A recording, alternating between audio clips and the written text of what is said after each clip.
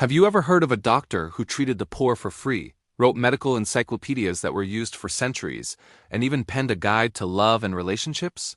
It sounds like a character from a movie, but this was a real person.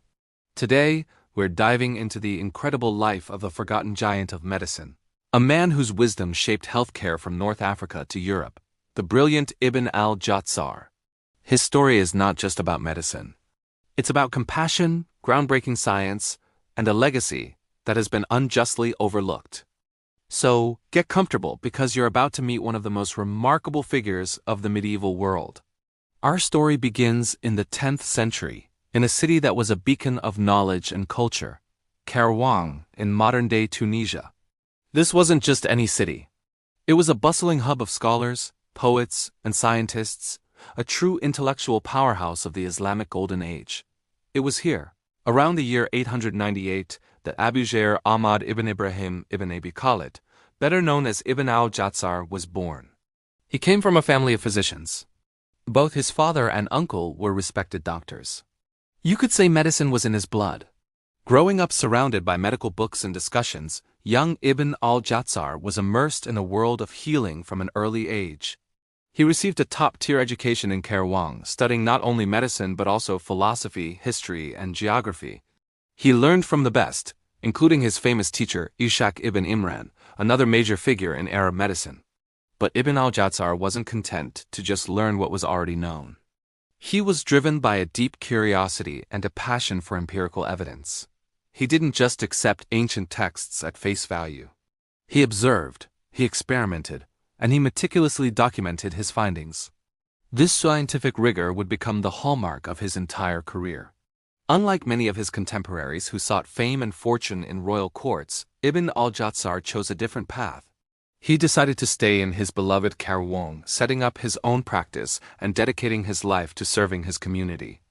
Imagine a doctor's clinic, but not like the sterile, white offices we know today.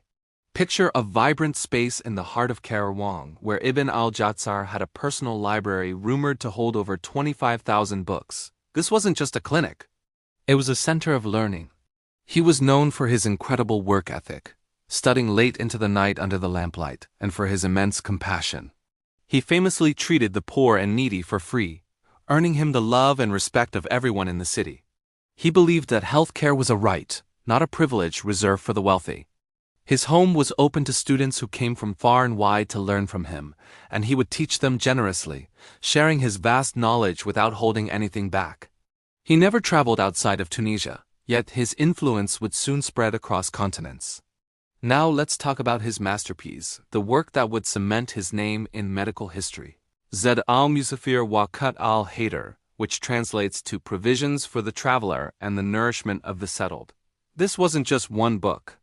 It was a comprehensive medical encyclopedia in 7 volumes. Think of it as the WebMD of the 10th century, but far more detailed and authoritative. In it, Ibn al-Jazzar systematically described diseases from head to toe, covering their causes, symptoms, and treatments.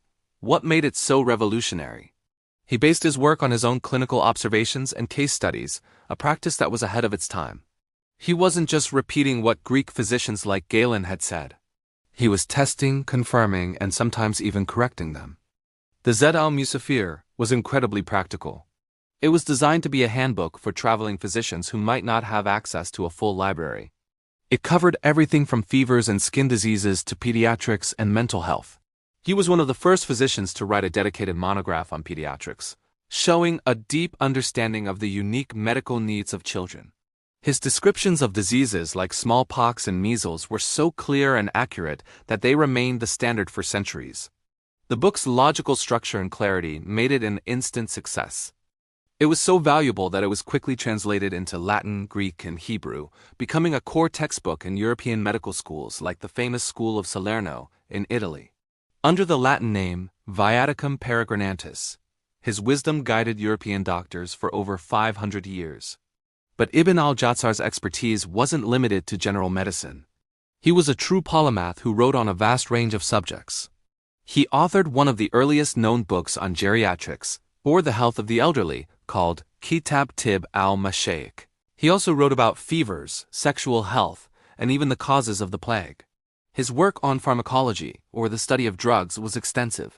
He created a book called Kitab al-Itimid, which was a comprehensive guide to simple drugs, the individual plants, minerals, and animal substances used to make medicines.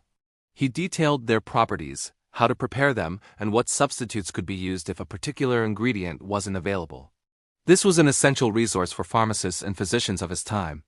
Perhaps one of his most fascinating and unexpected works was a book on psychology and relationships, sometimes titled A Treatise on the Soul and the Spirit.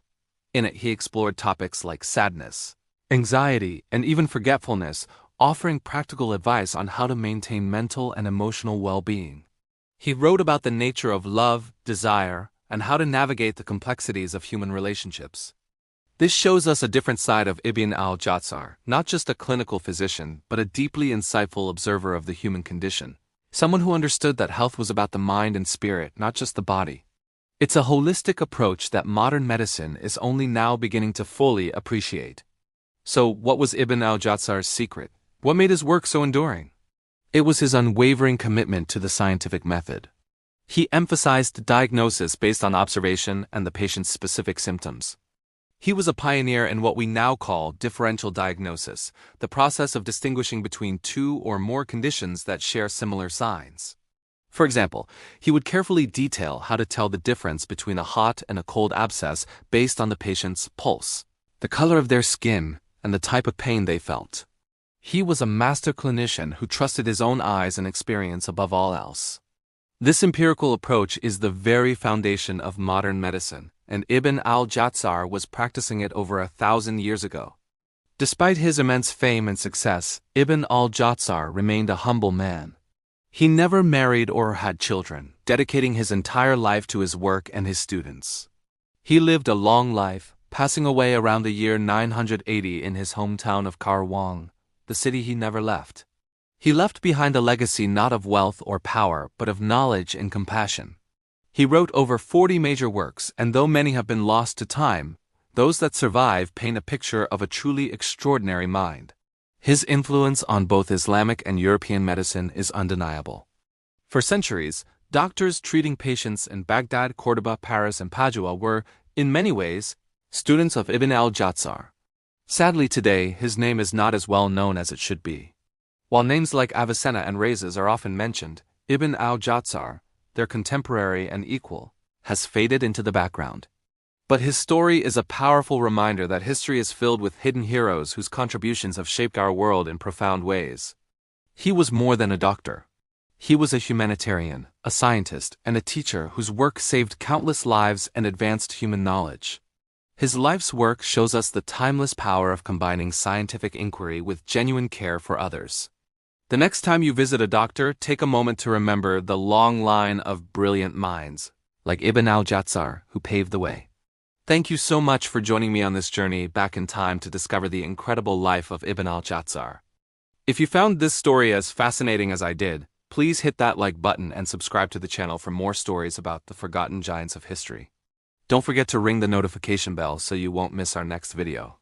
We'd love to hear your thoughts in the comments below. Who is another historical figure you think deserves more recognition? Let us know. Thanks for watching, and we'll see you in the next one.